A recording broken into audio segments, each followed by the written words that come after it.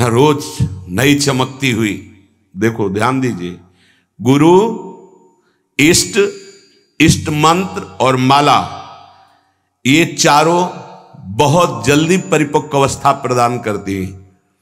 इनमें से एक भी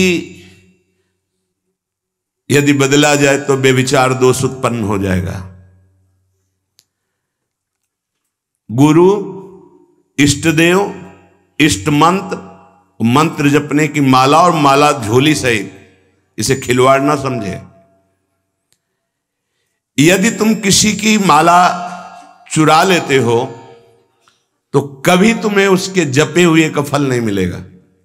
और यदि तुम्हारी माला कोई गिर जाए, भूल जाए, कोई चुरा ले, तो तुम्हारे आधे भजन का प्रभाव निष्फल कर दिया जाएगा। ये न्यायाधीश बोल रहे हैं। माला प्राणों से भी अधिक प्यारी रखी जाती है। ऐसे नहीं कि जहां मन आया वहां रख दिया, नहीं, सदैव अपनी छाती से माला लगा के रखी जाती है। अगर कोई बात करनी, कोई सेवा करनी, तो माला को यहां ऐसे रख लिया, गले में डाल लिया कि नहीं से। अब कुछ लोग ऐसे नहीं रखी जाती। अगर माला रखना भी है तो उसके नीचे आसन होना चाहिए, उससे हम मंत्र जपते, खिलवाड़ नहीं। यदि चोरी चली गई तो भी आपका आधा भजन निष्फल हो जाएगा। और चुराने वाले को कभी भी जितना जप करेगा उसका फल नहीं मिलेगा। किसी की माला से जप नहीं करना चाहिए। मिली हुई माला को जहां मिले वहां सम्मान से टांग दो, कभी लौटेगा वो तो ले लेगा। कभी माला पड़ी हुई उठाना नहीं चाहिए, लेना नहीं चाहिए, उससे कुछ लाभ आपको मिलेगा नहीं। अगर यहां माला पड़ी है तो यही टांग दो, जिसकी माला है अगर वो वापस आएगा तो वहां मिल जाएगी उसको। कभी आप किसी की माला से जप न करें। जो किसी की माला चुरा लेता है उसकी कभी आध्यात्मिक उन्नति उससे नहीं हो सकती। माला, झोली, इष्ट मंत्र, गुरुदेव और इष्ट देव आजीवन एक ही रखे, बदलाव न करे।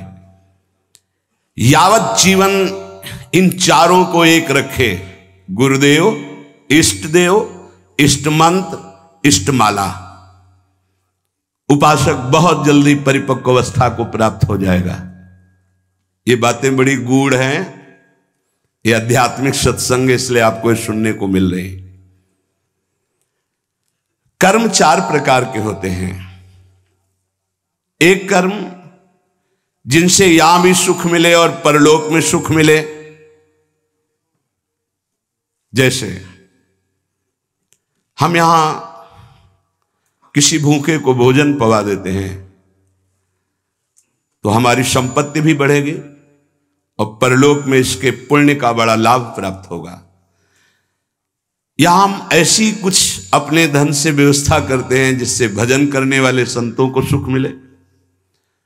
जो सतमार्ग में चल रहे हैं उनकी वास की व्यवस्था, वस्त्र की व्यवस्था, भोजन की व्यवस्था, यहां भी तुम्हारे ऐश्वर्य बढ़ेगा और परलोक में भी भगवत कृपा प्राप्त होगी। औषधालय खोल देना, प्याऊ खोल देना, ऐसी व्यवस्था कर देना जिनकी व्यवस्थाएं नहीं हैं, उनको वस्त्र है, भोजन है, औषधि है, इस तरह की, तो यहां भी सुख और परलोक में भी सुख। पर ध्यान रहे, पोस्टर बैनर नहीं होना चाहिए। अगर आपने कहीं छपवा दिया या अपनी जबान से कह दिया तो उसका प्रभाव क्षीण हो जाता है। ये लोग समझते नहीं।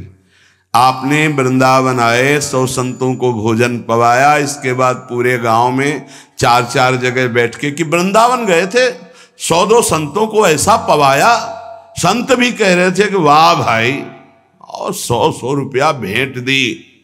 वो बड़ाई जो आप झोंक रहे हो ना, सब खाली हो रहे हो आप। चुप।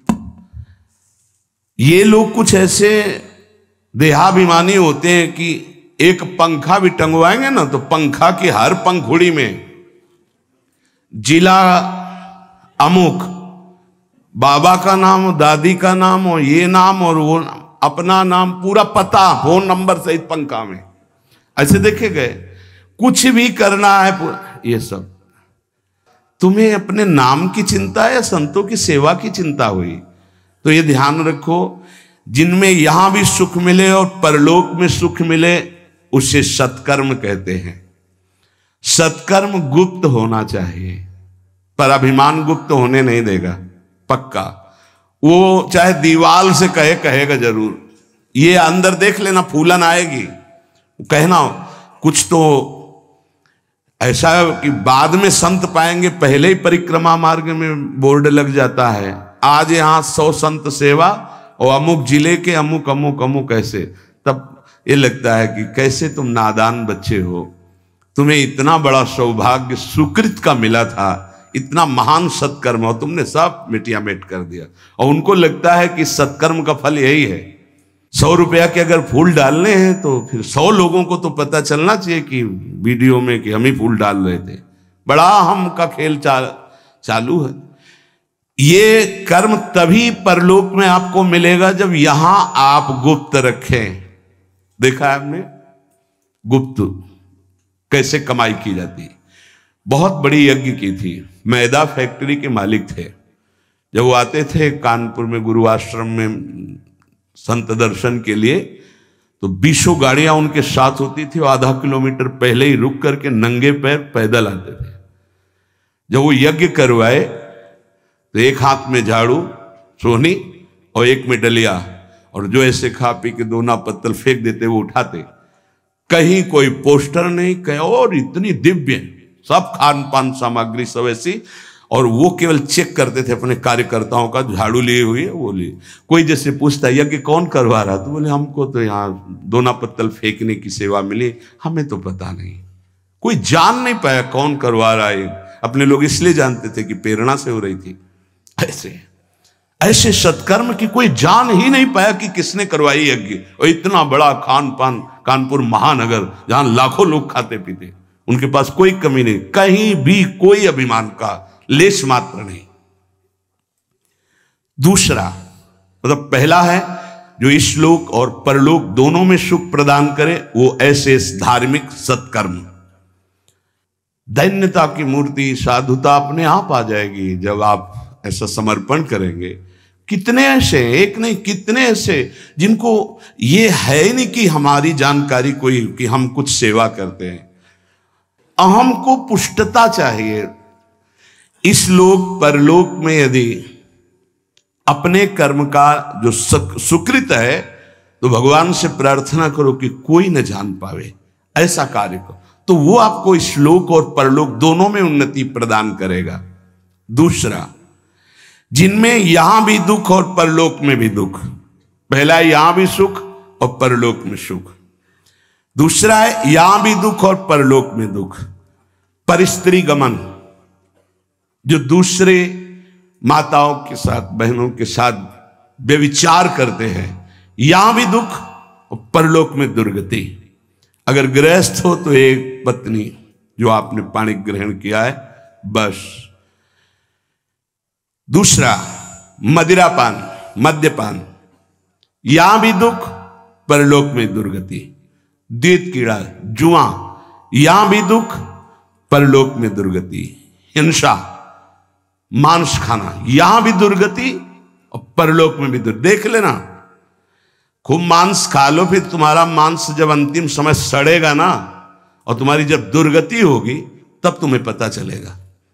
अभी तो खा लो, अभी तो तुम बातें बना लो, समय आएगा तब तुम्हें ऐसा जलाएगा।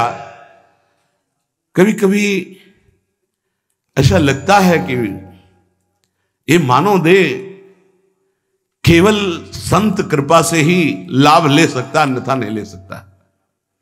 ये कोई पक्षपात की बात नहीं। जिनको संत समागम नहीं मिला है, पूरा पशुवत जीवन व्यतीत हो रहा है। पशुवत जीवन, बस इतना लक्ष्य है, कितना भोग भोग लें, कितना विषयों का सेवन कर लें, बस इतना ही उनका लक्ष्य है। वो चाहे पैसे के बल से, वृद्धावस्था पैसे के बल से, वही विलासिता, वही भोग, सोच नहीं रहे कि किस लिए आया था, क्या करना। यहां भी दुख और वहां भी दुख। जो दूसरों को दुख देता है, हिंसा करता है, व्यभिचार करता है, मांस खाता है, यहां भी दुख और परलोक में भी दुख। तीसरा, यहां सुख परलोक में दुख। जो कर्जा ले लिया वापस नहीं किया, कई तरह के ऐसे दूसरों को लूटने वाले, दूसरों के नाना प्रकार से सुख चुराने वाले जो लोग हैं, वो यहां सुख का अनुभव करने के लिए करते हैं। अपहरण कर लिया, ऐसा कर लिया, चोरी कर लिया, ऐसा, इसके बाद का परिणाम परलोक में तो भयानक दुख मिलेगा। और सबसे बड़ा दंड होता है, मन जलता रहता है। कोई भी अधर्म करने वाला मन कभी प्रसन्न नहीं रह सकता, निर्भय नहीं रह सकता।